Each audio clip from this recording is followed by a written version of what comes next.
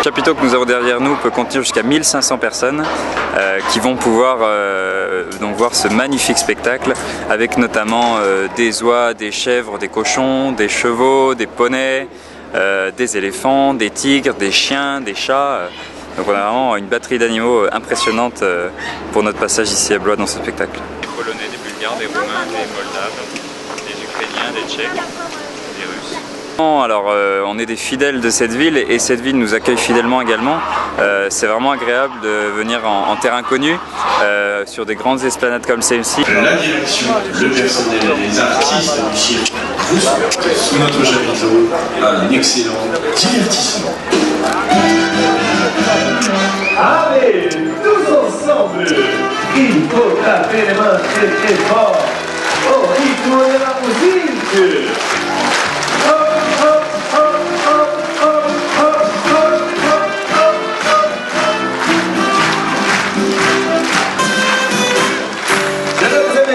Chers enfants, bonjour! Moi, je m'appelle Guillaume et je serai votre messie royal pendant toute la durée de ce spectacle.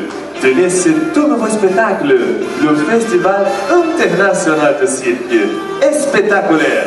Cher public, dans quelques instants sur cette même piste, les plus beaux numéros du moment. Soyez donc, mesdames et messieurs, chers enfants, les bienvenus dans le monde magique du grand cirque Medrano.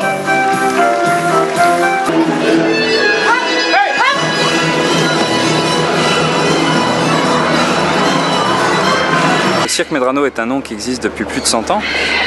C'était un cirque en dur à Paris jusque dans les années 63. Après il s'est éteint pour quelques temps. Et puis en 1987, mon directeur, monsieur Raoul Gibault, qui est l'actuel propriétaire de cet établissement, souhaite lancer sur les routes de France un cirque en salle au début.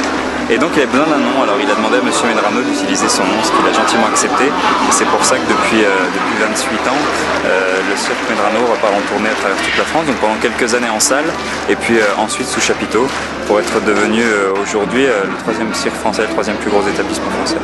Donc au cirque Medrano, on a 3 éléphants qui passent sur piste, que vous verrez donc au spectacle. Et il faut savoir, regardez comme ils sont bien traités, ils sont bien nourris, ils sont suivis vétérinairement. On a aussi de nombreux contrôles des inspections vétérinaires dans plusieurs départements.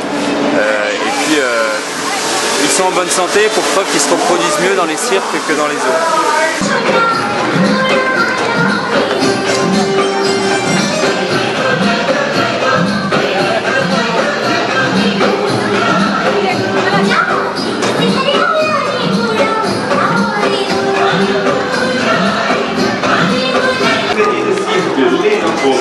Les drapeaux